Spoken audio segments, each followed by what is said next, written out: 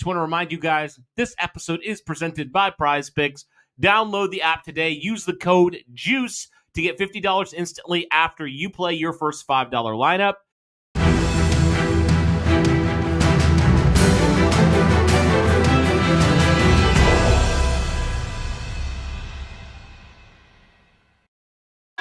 What is going on, Colts Nation, and welcome back to another episode of Bring the Juice. Your guys, Cody and Derek, back with another one, guys. Well, guys, NFL draft is almost here. It's so close, we can almost taste it. We're almost there. So with that being said, guys, I think we've reached the point in the offseason, Derek, where we're just ready for it to happen. Like, we're all kind of getting to the point where we're burned out with all the mock drafts. We're tired of all the speculation, all the debate.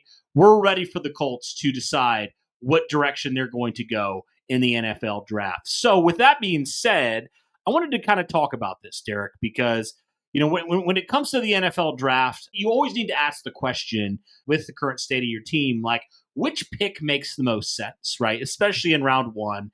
Now, obviously, where the Colts are right now, they're right kind of smack dab in the middle. They're a little bit ahead of the middle right now, but still, like, they're not really in striking distance for some of the top prospects, but they're still probably going to get some good prospects there at pick number 14. So I wanted to kind of talk about that today, of the idea of what should the Colts do, especially in round one with pick 14, in regards to kind of where they are as a franchise, where they are as a team right now, in regards to a couple different factors that I have in mind. Obviously Chris Ballard, where he's at kind of on the last leg here. Shane Steichen, same way. And then, of course, Anthony Richardson entering year 3 as a quarterback for the Indianapolis Colts. And while there's no guarantee he's going to be the starting quarterback, I think a lot hinges on, this season and what he does. If he beats out Daniel Jones and obviously shows massive improvement from year 2 to year number 3. And so when it comes to that, Derek, I think that when you're looking for the Indianapolis Colts, and, they have a good number of needs that you can talk about, right? We've talked about them a lot. You talk about, obviously, some positions on the offensive line, the tight end. You talk about some defensive positions, the defensive line, the linebacker position, just to name a few. But I think when it comes down to it, Derek, at the end of the day, the Indianapolis Colts need to know one way or another if Anthony Richardson is the guy, right? They have to make that determination. It is do or die time for Anthony Richardson this year. So I guess when I view it overall for what the Colts should do, I kind of view it in that light. Like, you need to do everything possible if you're Chris Ballard and you're Shane Steichen to help Anthony Richardson become that guy. Almost give him every opportunity to succeed. And if he inevitably fails, it's not on you, that's on him. Now, will you pay the price? Yes, you will, because they're probably going to be fired. Yes, you drafted him. Yeah. Because you drafted him. But you know what I mean? Like, you got to do everything you can to try to make sure, because a lot of people have said he's a bust, after, that last year that was pretty bad. But you got to do everything in your power to help him not become a bust. Yep. Turn it around in year 3. I mean, year 2 was catastrophic in a lot of ways, right? So year 3 has got to be a complete 180 in terms of what he was as a quarterback last year, right? So when it comes to that, I think when I look at the draft and pick 14, that's kind of where my mindset goes for where I believe the Indianapolis Colts should go here with pick 14, is in some way helping out your young quarterback. Now, obviously the question is there, what does that mean for pick 14? What are your thoughts on just all that and where the Colts currently stand as a franchise in regards to, Anthony Richardson now entering a critical year for him? Yeah, so that you make a great point, and it definitely makes sense because, it's the whole point, right, of why, I guess it's not the whole point, but it's a certain point to why the Indianapolis Colts wanted to do this open quarterback competition thing this year, because, like you said, they want to try to get Anthony Richardson to try to become the understanding of the fact that, he has to really fight for his job, and he has to take this thing extremely serious, and has to, be able to do things necessary to unlock a new level at quarterback, right? To make this team better. But it was also kind of brought up to the fact that the Indianapolis Colts, they thought if Anthony Richardson didn't show any progress from the end of this last season to the beginning of the season this next year, then you thought, oh, maybe Daniel Jones would be that guy to come in. He's going to be in a better system than what he was in New York. And Daniel Jones, you've seen what he's looked like at his best. Not like he's put up any great numbers by any stretch, but you've seen him play quarterback a lot more consistently than Anthony Richardson has. And you think maybe that could be a chance for you to still be able to win some games, get back on the win track, and, show people that, hey, we get a quarterback in here, we can do this. And right, it's all about perception of Chris Ballard right now, because the Colts understand it. Chris Ballard, he may get fired. His leash is very, very short. Like, the Colts fans don't want him here. The media was perplexed at the idea that he was still here and that Jim Irsay said he had that much confidence still in Chris Ballard. And, some of the coaching staff is probably thinking, well, if the GM gets kicked out of here, I might be on the chopping block too. Who knows? So there's a lot of hopes falling on the decision of Anthony Richardson. And you definitely need to figure out the best thing to do. And the best way to make it to where Anthony Richardson can do better and be better and the team can operate better is getting the most players possible in key areas to be able to make it better. And like you said, one of the best ways to do that, give Anthony Richardson more weapons. You have good weapons already on this team, but you need more weapons to be able to throw the football to, because clearly that tight end room is not very good right now. And no doubt that the Indianapolis Colts are going to be looking for a tight end early in this draft. They'd be stupid not to. So no doubt that that's going to be a top priority for this team in this draft. And amongst other things, they do need to continue to keep giving Anthony Richardson more targets to be able to make things better. Yeah, absolutely. And even if it is, for some reason, Daniel Jones, right? You just need to give whoever your starting quarterback is the best chance to win, right? And how do you do that? You give him weapons, and then also you protect him. So I know a lot of people don't love the idea of an offensive lineman in round one, but if that's what the Indianapolis Colts feel like they need to do in order to see the best out of their quarterback is to protect him, then I'd be hard pressed to disagree with that. I know a lot of people don't love that, but it's a reality. Now, I will say this as well.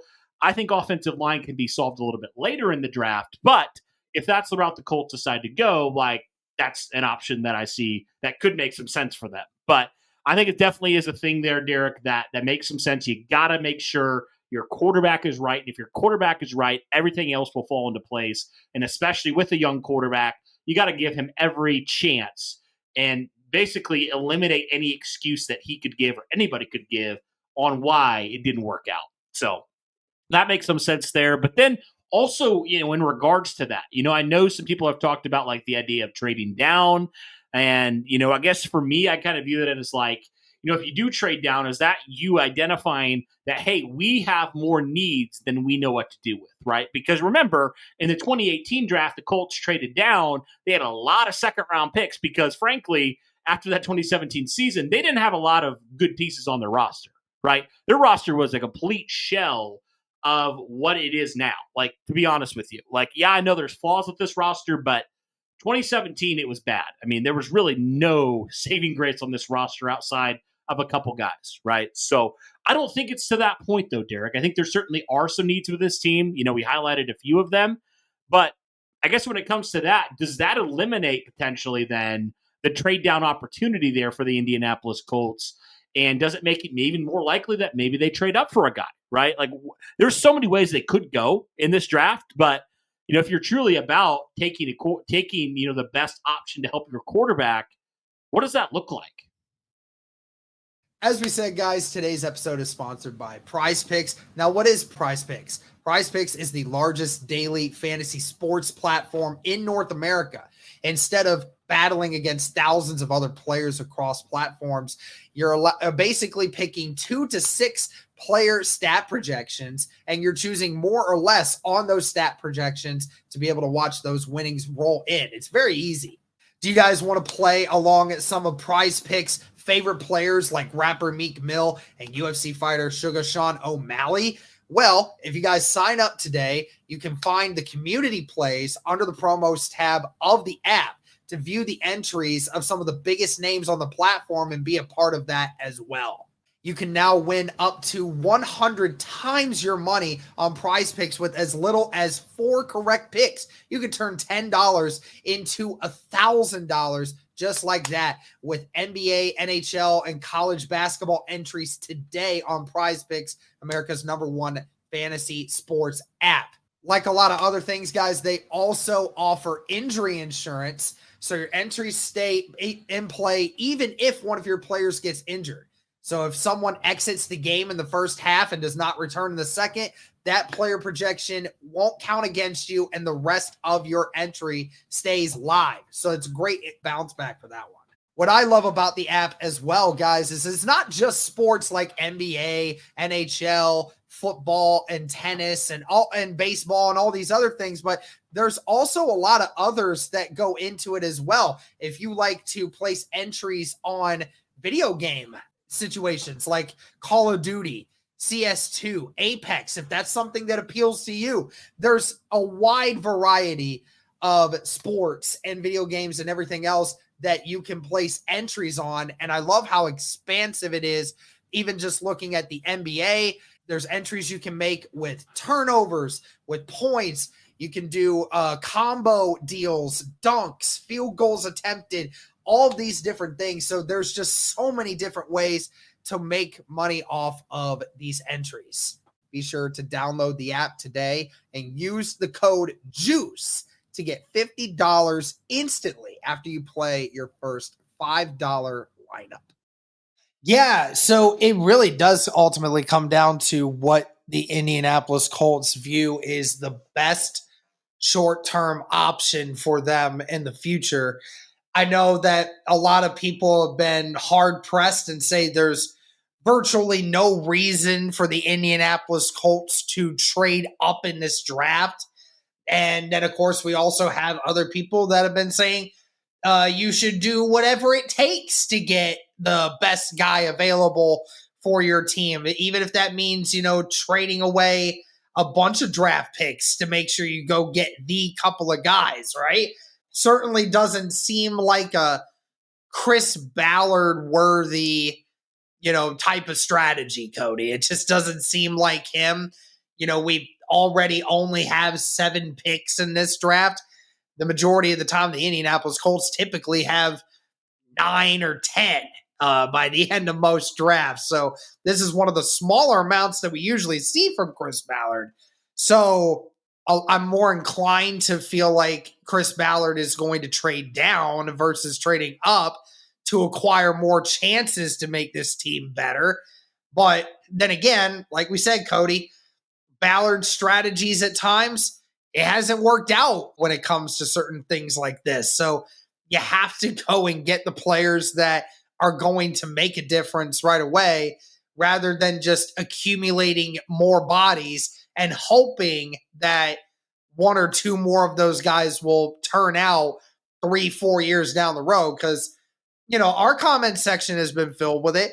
People said the same thing. Like, Ballard can't afford to be going in the idea that he has 2, 3, 4 years to build those guys up. Like, he has to start winning now. He needs the guys that can start and make an impact now, not guys that you can develop later. You have a lot of those guys already on this team, but you got to find the shoe-in guys that that when they come into training camp and they're influenced by, and they've had months of coaching from your coaches, that they're going to come in and they're going to establish their presence right away. Yeah, that's what I was going to say. Like, developmental is just not an option for this team at this point. I mean, heck, even Derek last year, I know the class, well, I wouldn't say it was developmental, but the impact wasn't there for the class in 2024. It just wasn't. Like, the immediate impact was not there. Now, could they turn into good players? Yes, they could. But in the rookie seasons, it really wasn't that great. So you need an impactful rookie class. Going back to what we had said in that previous video, right? You need a class that's going to come in, it's going to impact, and it's going to make a difference, like a true difference. Like you need a top 10 class if you're Chris Ballard. You need guys to step up in year one and be really good players at their position. You cannot afford to wait because, like we've said, this is not a year for Chris Ballard to wait until 2026. If the Colts don't win this year, I have a hard time believing that Chris Ballard will be around in 2026. I mean, I think a lot of people would say that. So, yeah, you absolutely need some guys who are ready to be plug-and-play type of guys. I know with rookies it can be a little bit difficult, but as much as possible, you need immediate impact guys, no doubt. Yeah, definitely need to find those impact guys that are going to come in, do what they got to do because, like you said, we want to have guys develop, but if you're Chris Ballard, you just don't have the courtesy of patience and time right now. You just don't. We need you to start winning games. We need to start seeing this team going in the right direction because right now it's not, and you're given one last chance, and this is your last chance to prove it here. Right, especially the first 2 days. Like you need impact guys in all 3 rounds for sure. So, yeah, guys, well, let us know your thoughts here when it comes to the Indianapolis Colts draft approach. What do you think they need to do here in order to help out Anthony Richardson, help out Chris Ballard, help out Shane Steichen, help their team elevate itself to another level here, potentially win the division, make the playoffs, do things they haven't done under this current regime. So let us know all those things in the comments down below. But guys, that'll do it for this one. Thank you so much for tuning in. We greatly appreciate it. And as always, guys, go Colts.